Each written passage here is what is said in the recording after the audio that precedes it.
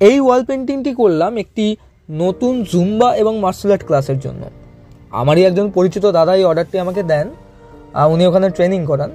তো ওনারা আগে কিছু আমাকে গুগল থেকে ফটো পাঠালেন লেআউটটা রেডি করার জন্য। তো ওগুলোকে মিক্স করে নিজেরও কিছু আইডিয়া দিয়ে আমি লেআউট কিছু রেডি করলাম, তার মধ্যে একটি সিলেক্ট হলো। কিন্তু ওনারা বললেন যে এতগুলো কালার ওখানে ইউজ হবে না, ম্যাক্সিমামটা ব্ল্যাক অ্যান্ড হোয়াইটে হবে, আর দুটো কালার যেমন রেড আর ব্লুটা ইউজ করতে পারো।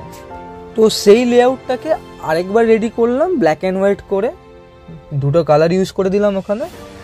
দেন আমি যখন দেয়ালে করতে গেলাম, দেয়ালটা এত হিউজ ছিল যে লেআউটে এলিমেন্টগুলো যখন বসাচ্ছি তখন না কেমন একটা কমতি কমতি লাগছিল চোখে, ডিটেলিং চাইছিল আরও। তো আমি কিছু চেঞ্জেস করলাম, কিছু এলিমেন্ট আরও অ্যাড করলাম। আর আমারও এক্স্যাক্টলি লেআউট ধরে ধরে কাজ করাটা পছন্দ নয়, লেআউটটা করলাম ঠিক আছে, ওটাকে বেস করে আমি কিছু চেঞ্জ করলাম, কিছু অ্যাড করলাম। আর এইখানে কাজটি করতে আমার বেশ মজাই লাগছিল। একদম এত সুন্দর দেয়ালটি রেডি করে দেওয়া হয়েছিল আমাকে যে কি বলবো। আর এখানে কালারগুলো এবার অ্যাড করতে থাকলাম। আর এখানে কালার ইউজ করেছি আমি হচ্ছে তোমার ফেব্রিকের রেড আর ব্লুটা ইউজ করলাম, আর ব্ল্যাক আর হোয়াইটটা ইউজ করেছি হচ্ছে বার্জার ওয়েদার কোট, যেগুলো দেয়ালে রং করা হয়। ওদের মধ্যে আমার 2 লিটার হোয়াইট কালার লাগলো আর 1 লিটার ব্ল্যাক কালার লাগলো। এখানে ওয়েদার কোটে বলে রাখি, ব্ল্যাক কালারটা একটু সমস্যা করে, একদম ট্রান্সপারেন্ট ওটা। যাই হোক, এখানে একটা প্রবলেম হচ্ছিল আমার হচ্ছে পেন্ট করার ব্রাশটা। প্রতিবার আমি যখন নতুন কাজ ধরি আমি নতুন ব্রাশ নিয়ে যাই, কিন্তু এই ক্ষেত্রে আমার আগেরগুলো নিয়ে গেছি যেগুলো আমি অয়েল পেন্টিং করতাম।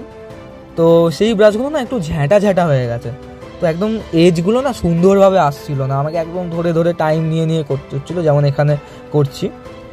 আচ্ছা, তোমরা যখন ওয়াল পেন্টিং করবে একটা সুবিধার জন্য গ্রাফ ইউজ করতেই পারো, যেটা আমি ইউজ করি না। তোমার লেআউটেও গ্রাফ বানিয়ে নেবে আর সেম গ্রাফ দেওয়ালে ফেলবে, আর গ্রাফের খোপগুলোকে ম্যাচ করে করে করবে। আমি এগুলো একদমই করি না, আমি জাস্ট ডাইরেক্টলি আঁকা শুরু করি, পোর্ট্রেট হলেও আমি ডাইরেক্টলি আঁকি, এটা আমার ভালো লাগে। তো তোমাদের সুবিধা অনুযায়ী গ্রাফ ইউজ করতেই পারো। আর এখানে একদম কাজ প্রায় শেষের পথে, ব্ল্যাক অ্যান্ড হোয়াইটের পুরো কাজ কমপ্লিট হয়ে গেছে, রেডের কাজও প্রায় কমপ্লিট। এবার একদম লাস্টে আমি ব্লু কালারটা ধরেছিলাম, কারণ ব্লু কালারে বেশি কিছু শেডিং ছিল না, রেডটাই ছিল। যেমন হচ্ছে রেডে আমি বক্সিং গ্লাভস বানিয়েছি 3খানা, ক্যাটেল বল বানিয়েছি 1খানা, তোর মধ্যে শেডিংয়ের ব্যাপার ছিল। আর ব্লু দিয়ে আমি জাস্ট লেখাগুলো যেগুলো করেছি ওর আশেপাশে আমি কালারগুলো করেছি। এটি হলো শেষ দিন, ফাইনাল টাচ চলছে। তো বারবার মনে হচ্ছিল কাজটি কখন কমপ্লিট হবে, একদম কখন কমপ্লিট হবে, মানে নিজের কাজ নিজে দেখার জন্য সব থেকে বেশি এক্সাইটেড ছিলাম। তো চলো, এই যে কাজটি আমার কমপ্লিট হলো, এই হলো ফাইনাল কাজ। তো তোমরা বলো কাজটি কেমন লাগছে, কমেন্টে আমাকে জানাও, পারলে শেয়ার করো। আর অবশ্যই আমার চ্যানেলটি সাবস্ক্রাইব করে দাও, একদম নতুন চ্যানেল, তোমাদের সাপোর্ট আমার খুব দরকার। আর ফুল ভিডিওটি দেখার জন্য থ্যাংক ইউ সো মাচ।